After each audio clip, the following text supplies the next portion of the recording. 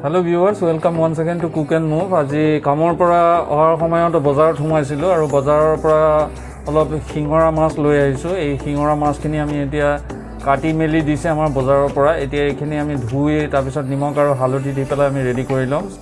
So এইখিনি মাছ আমি বজাৰৰ পৰা লৈ আহিছো, কাটি মেলি দিছে। এইখিনি ধুই ল'ব লাগিব ফাৰ্ষ্ট অফ অল, আৰু তাৰ পিছত নিমখ আৰু হালধি দি আমি মেৰিনেট কৰি লম, আৰু তাৰ পিছত ফুলকবিৰ লগত এইটো আমি জোল বনাম। এতিয়া আমি আমাৰ এই মাছখিনি ভাজি ল'ম ভালকৈ, আৰু হালধি আৰু নিমখ দি মেৰিনেট কৰাৰ পিছত এইখিনি মাছ আমি ভাজি লৈছোঁ। ফাৰ্ষ্ট অফ অল এটা কেৰাহীত আলু আৰু ফুলকবি যিটো আছে সেইটো আমি ভাজি লৈছোঁ একেলগে।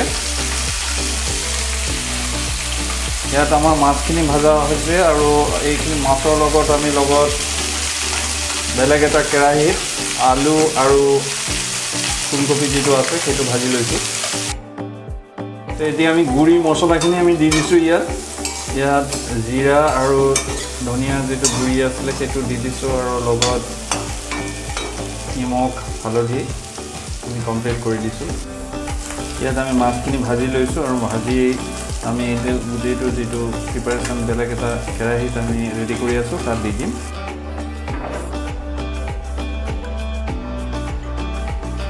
আৰু লগত এতিয়া আমি ইয়াত জোল দি পেলাই মাছৰ এইটো ৰেচিপিটো আমি ৰেডি কৰি ল'ম।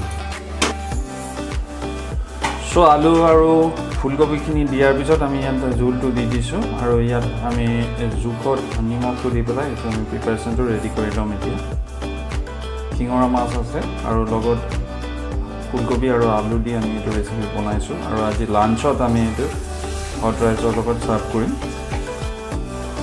আৰু এইটো ৰেডি হৈ যোৱাৰ পিছত আমি ওপৰৰ পৰা কেঁচা ধনিয়া পাতটো ছটিয়াই দিছোঁ। প্ৰিপাৰেশ্যনটো ৰেডি হৈ গৈছে আমাৰ শিঙৰা মাছৰ লগত ফুলকবি আৰু আলু দি পেলাই আমি যিটো ৰেচিপি বনাইছোঁ আজি। চ' এইটো আমাৰ লাঞ্চ থালি। আজি মাছৰ লগত ভাত লৈ লৈছোঁ আমি। এইটো শিঙৰা মাছ আৰু লগত ফুলকবি আছে, আৰু আলু আৰু ধনিয়া পাত দি আমি এইটো জোল বনাইছোঁ। এইটো আমাৰ লাঞ্চৰ মেনু আজি।